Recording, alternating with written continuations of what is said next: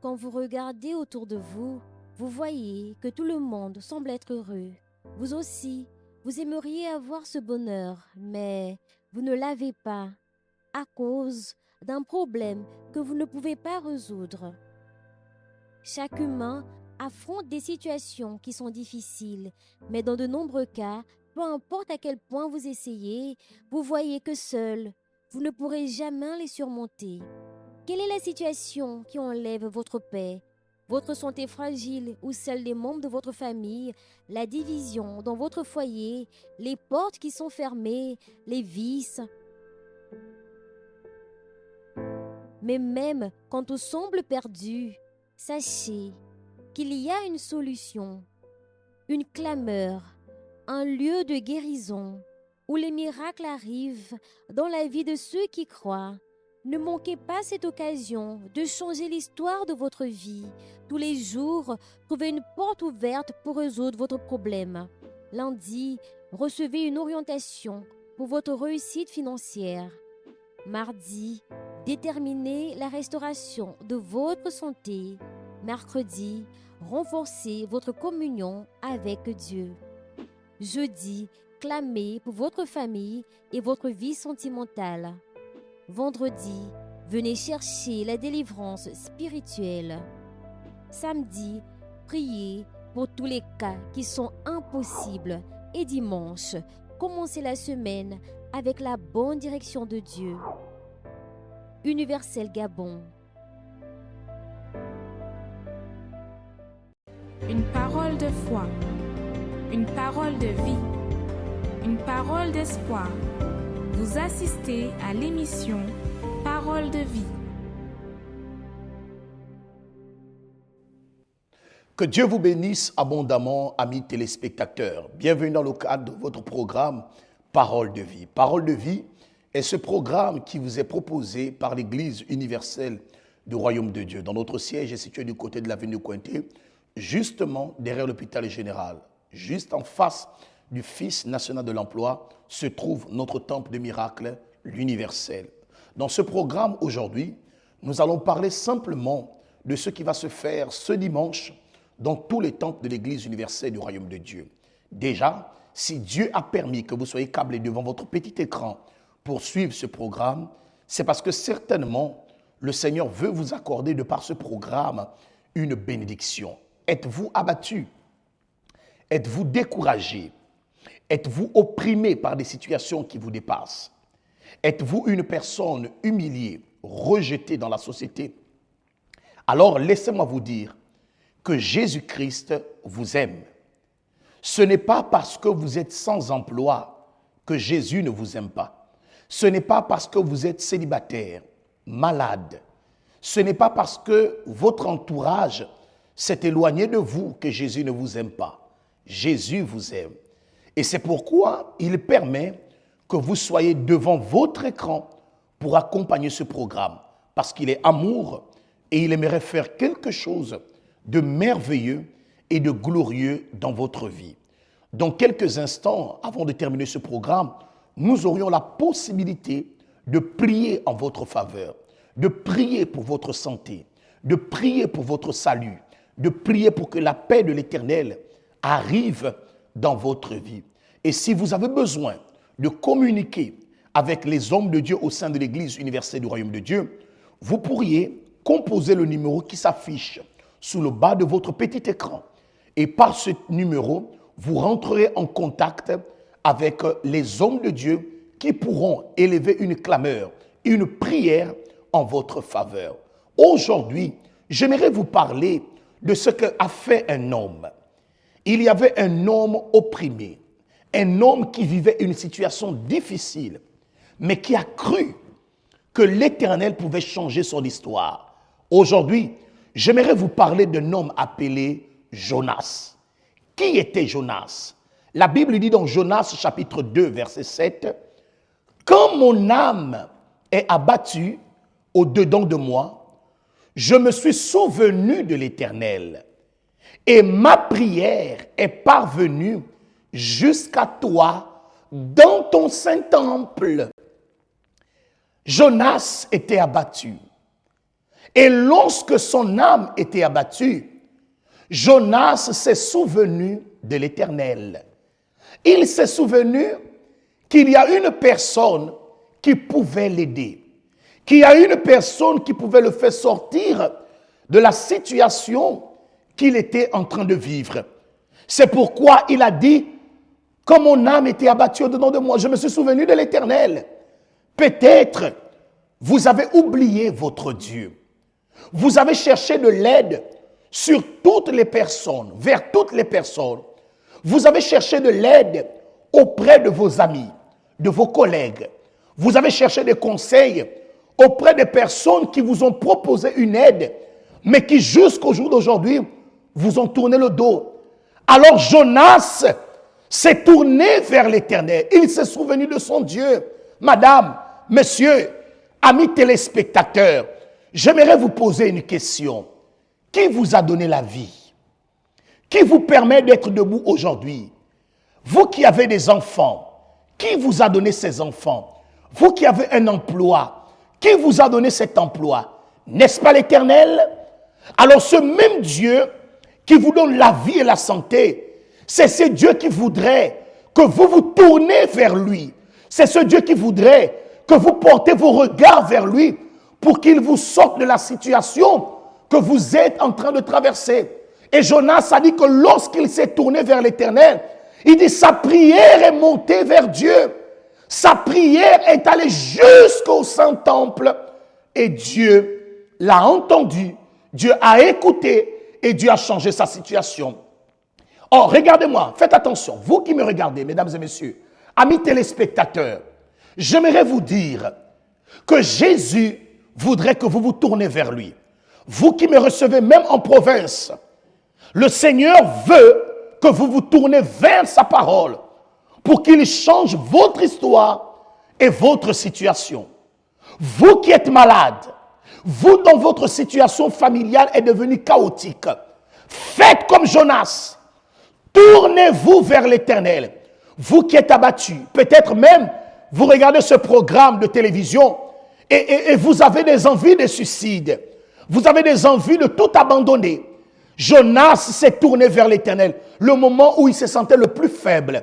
Alors j'aimerais attirer votre attention pour vous qui êtes abattus, pour vous qui êtes découragés à cause de la situation dans votre maison, madame, à cause de la situation dans votre couple, monsieur. Vous êtes abattu comme Jonas. Mais Jonas, dans son moment de douleur, il s'est tourné vers l'Éternel. C'est pour cette raison que j'aimerais vous emmener à vous tourner aussi vers l'Éternel. Parce que je sais que lorsqu'on se tourne vers lui, il change la situation. Je vais maintenant attirer votre attention. Nous allons regarder ensemble le témoignage de Madame Louise. Madame Louise s'est tournée vers l'Éternel comme Jonas s'est tourné vers l'Éternel. Et Madame Louise, aujourd'hui, elle peut dire que son Dieu est un Dieu vivant. Vous allez écouter, regarder attentivement. Je vais vous demander de monter légèrement le volume de votre poste téléviseur. Et vous allez prêter attention ce que Madame Louise a fait pour que son histoire change.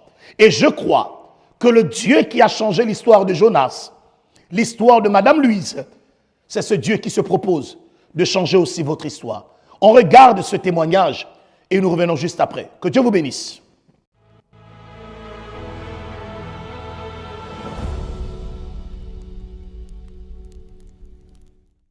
Il y avait toujours des problèmes sentimentaux dans notre famille. Si j'étais restée une semaine après, j'allais mourir. Je m'appelle Louise. Je suis née dans une famille. J'ai 6 sœurs et 2 frères. Il y avait toujours des problèmes sentimentaux dans notre famille. Et à un moment donné, j'ai bien réfléchi et j'ai trouvé que c'était pas normal qu'il y a tous ces problèmes sentimentaux dans notre famille parce que toutes mes sœurs et moi aussi, on n'a jamais pu garder un mari. Je ne comprenais pas. Et parfois, je me sens un peu vide et voilà, un peu vide à réfléchir, à penser à ma vie et aussi à celle de mes sœurs. J'ai rencontré avec un ouvrier, il m'a donné un sommeur. Et quand je suis arrivée chez moi, j'ai même pas lu les sommeurs, mais c'était les numéros de téléphone qui m'avaient intéressée. J'ai appelé et je disais ces jours-là, il faut que j'aille voir parce que si ça fait 4e fois que j'ai rencontré avec les évangélistes, ils m'ont donné le sommaire, c'est pour quelque chose. Dimanche matin, je me suis levée et je suis partie à l'église.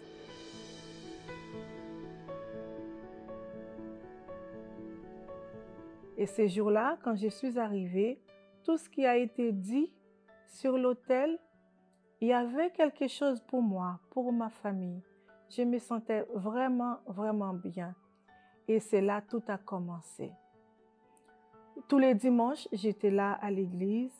Je faisais mes chaînes de prière. J'ai entendu parler des campagnes d'Israël. J'ai entendu parler des propos, les chaînes de prière. Et là, tout a commencé pour moi. J'étais toujours là dans mes chaînes de prière. Et en 2000, j'ai rencontré avec l'Église en 2016 et en 2018. Et c'est là que j'ai eu un problème. Le problème, c'était une douleur que j'avais eue dans mon genou droit. Et cette douleur, c'était une douleur très atroce. Parfois, je ne me sentais même pas capable de marcher quand je sors au travail pour faire mes chaînes de prière. Mais j'étais toujours là à faire mes chaînes de prière. Et tous les dimanches, j'étais toujours à l'église. Et tout ce qui venait de l'autel, j'ai entendu, j'ai fait. Mais les douleurs, c'était toujours là. Et un jour, je suis partie aller voir le médecin. Et c'est là, le médecin m'a annoncé que je devais aller faire un IRM. Il m'a expliqué que j'avais un problème dans les genoux et que j'avais les genoux fissurés et je devais faire une opération. Et comme j'étais vraiment, vraiment dans la foi et j'ai entendu les témoignages aussi des autres, je me disais que si Dieu a fait pour les autres, Dieu peut faire pour moi aussi. J'avais fait. Et j'ai prié et j'ai jeûné aussi beaucoup. Beaucoup, j'ai jeûné beaucoup. J'ai prié et j'ai fait toujours mes lectures tous les soirs. Et même dans mon travail, parfois j'ai jeûné dans mon travail. Et à partir de ce moment-là, ben, la douleur était passée. Je n'ai pas fait l'opération. Voilà, et jusqu'à maintenant, par la grâce de Dieu, je marche toujours. J'ai aucun problème dans les genoux. Et là, en 2020, j'ai failli de passer, j'ai failli de mourir.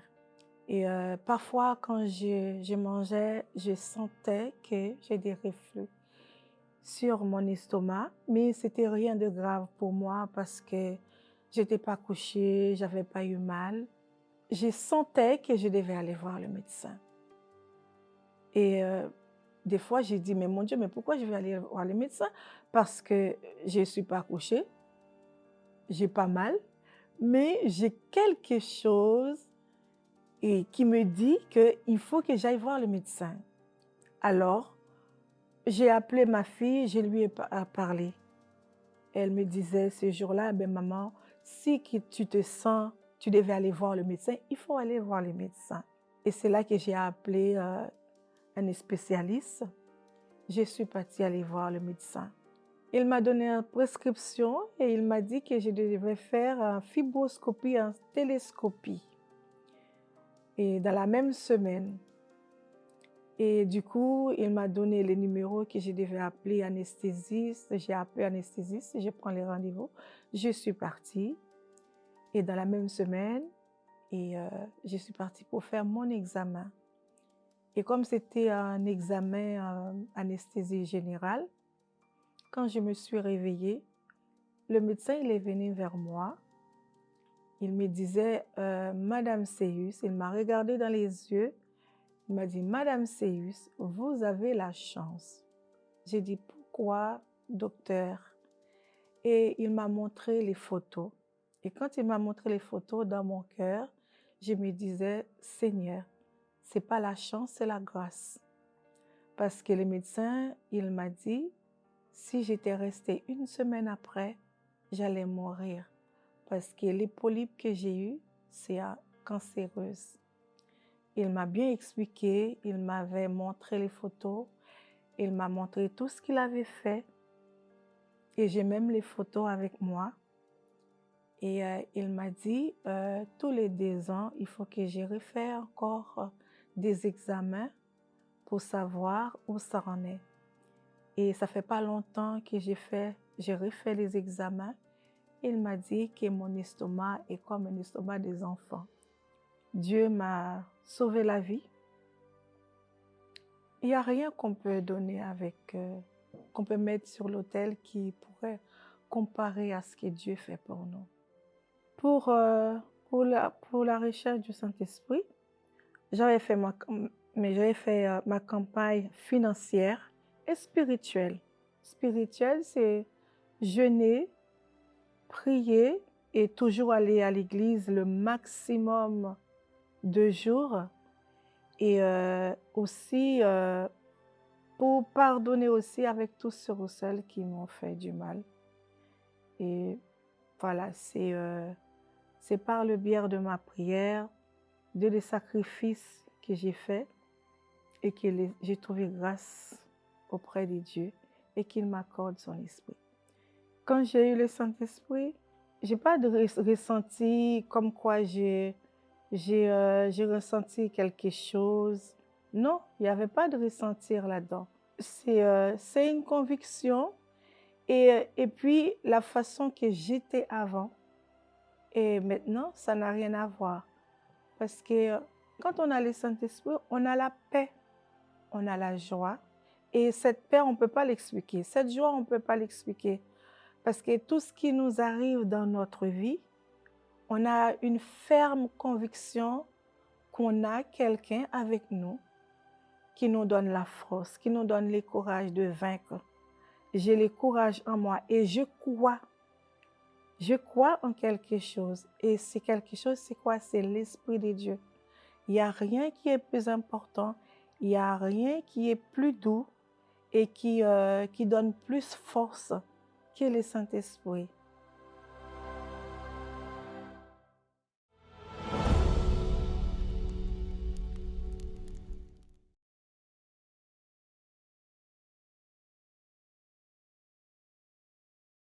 Home sweet home. Il n'y a pas meilleur endroit que sa maison, n'est-ce pas? Qu'il est bon de rentrer chez soi après une journée au travail ou à l'école, après avoir affronté tant de difficultés et résolu tant de problèmes, et retrouver les enfants, l'épouse, le mari, et partager des moments inoubliables. Cela serait idéal, hein? Mais derrière cette jolie façade, cachée au-delà de ces 4 murs, se vit souvent un vrai cauchemar. Le juriste, diplomate et écrivain Louis Barbosa disait que c'est au sein de la famille que l'individu apprend à être citoyen. Il y reçoit protection, affection, instruction, notion de droit et de devoir. Il s'agit du premier groupe social auquel une personne appartient et de la base d'intégration de tous les autres groupes tout au long de sa vie. Le foyer alors est un endroit normalement où l'on devrait se sentir bien, heureux, en sécurité, un endroit qui devrait être agréable, rempli d'amour et de joie, mais qui de nos jours est le lieu de départ de nombreux troubles. Combien de personnes vivent sous le même toit, mais ne partagent plus rien avec leurs proches? Les bagarres, les blessures, l'individualisme, les dépendances, les mensonges, les jugements et les critiques excessives ne sont quelques-uns des problèmes qui peuvent nuire au délicat équilibre familial. De nombreuses personnes souffrent aujourd'hui sur le plan émotionnel parce qu'elles ont eu des exemples et expériences traumatisantes dans leur enfance. Combien d'enfants, de pères et de mères qui souffrent de la situation dans la famille et qui ne voient aucune solution face à cela? La peur de parler du mal-être, la colère et le besoin d'oublier les moments difficiles et le passé douloureux divisent encore plus le foyer et finissent par augmenter la souffrance des êtres chers. Alors, est-il possible de restaurer une famille déchirée, de retrouver l'amour envers des personnes qu'on a fini par détester et d'avoir une famille heureuse et unie quand la seule envie est de fuir de la maison plutôt que d'y rester avec son entourage? Est-il possible de restaurer ce qui est détruit? Oui, il est possible de retrouver une famille unie et bénie et de guérir des blessures du passé, et que là où il y avait rancune et colère, il y ait maintenant pardon et amour.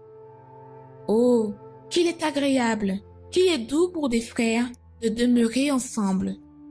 Retrouver l'union dans la famille n'est pas facile, mais n'est pas impossible avec Dieu. Certainement, il prendra soin de la famille, de ceux qui mettent leur foi en lui. Que Dieu vous bénisse abondamment. Nous sommes de retour dans notre programme Parole de vie. Nous allons nous préparer, mesdames et messieurs, pour un moment de prière en votre faveur. Je vais vous demander de préparer déjà un verre d'eau parce que dans quelques instants, nous irions pour la prière maintenant. Vous avez regardé certainement le témoignage de Madame Louise qui a vu combien de fois Dieu a manifesté son pouvoir. Pourquoi? Elle s'est tournée vers l'Éternel. Je vous invite, mesdames et messieurs, amis téléspectateurs, à vous tourner vers le Seigneur, à vous tourner vers sa parole, parce que le ciel, la terre passeront, mais la parole de Dieu, elle ne passe pas. Dieu peut apporter la paix dans votre vie. Dieu peut vous remplir de son Esprit Saint. Dieu peut vous donner sa présence. Dieu peut vous faire sortir de la situation que vous êtes en train de vivre et d'endurer maintenant. C'est pour cette raison je voudrais vous inviter à participer avec nous à ces moments de prière au sein de l'Église universelle du Royaume de Dieu à partir de ce dimanche qui sera le dimanche de la clameur, le dimanche où nous allons intercéder en votre faveur. Nous allons élever une prière d'intercession pour votre famille, pour votre foyer, pour votre santé et pour la paix de l'Éternel. Vous regardez sur votre écran, vous pouvez constater nos différentes adresses. Les adresses de l'Église universelle du Royaume de Dieu. Donc vous aurez la possibilité de vous rapprocher de l'un de nos temples le plus proche de votre maison. Rappelons que notre siège est du côté de l'avenue Cointet derrière l'hôpital général, mais l'esprit sera le même dans tous les temples de l'Église universelle du Royaume de Dieu. Nous allons nous préparer pour la prière. Préparez déjà un verre d'eau, car je vais prier pour votre santé et votre bénédiction. Préparez le verre d'eau et nous revenons juste après. Dieu vous bénisse.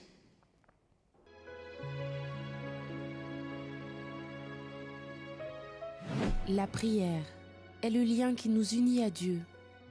À travers elle, nous nous libérons des chaînes qui nous emprisonnent, de la mort qui nous persécute, et nous trouvons la véritable raison de vivre. C'est le moment de la prière. Nous allons parler avec Dieu. Si vous avez votre verre d'eau, fermez vos yeux. Seigneur, notre Dieu et notre Père. Oh mon Dieu, qui est comme toi, personne.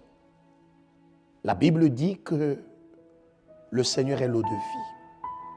Mon Père, je sais que se trouvent de l'autre côté de ce poste téléviseur des personnes malades, abattues, découragées, certains qui voulaient arriver à mettre un terme à sa vie. Mais Seigneur, je prie, afin que quel que soit l'endroit où ce programme arrive, qu'il y ait une visitation de la part de l'Éternel. Que le Seigneur envoie ses anges visiter pour guérir la personne qui est malade, celle qui est à l'hôpital, celle qui est abattue, celle que le mari a abandonnée, cette mère qui est triste parce qu'elle voit ses enfants dans la mauvaise compagnie, dans les braquages, les vols. Oh mon Seigneur, visite cette personne, touche sa vie, son cœur. Et que même la personne qui s'était éloignée de toi, que son cœur se tourne vers toi comme Jonas. C'est pourquoi, en guise de foi, je te demande de consacrer et de bénir cette eau. Lorsqu'elle va boire de cette eau, que quelque chose se passe dans son intérieur, qu'elle reçoit la vie, la paix, la santé et la bénédiction. Au nom puissant de Jésus-Christ de Nazareth. Amen. Buvez de votre eau maintenant. Et soyez bénis. Nous vous donnons rendez-vous ce dimanche à 7h et à 10h dans tous les temples de l'Église universelle du Royaume de Dieu. Venez avec votre famille recevoir la bénédiction et la paix dans votre maison. Ce dimanche, venez et que le Seigneur vous remplisse de sa présence. Notre adresse s'affiche sous le bas de votre écran. Que Dieu vous bénisse et qu'il bénisse votre famille.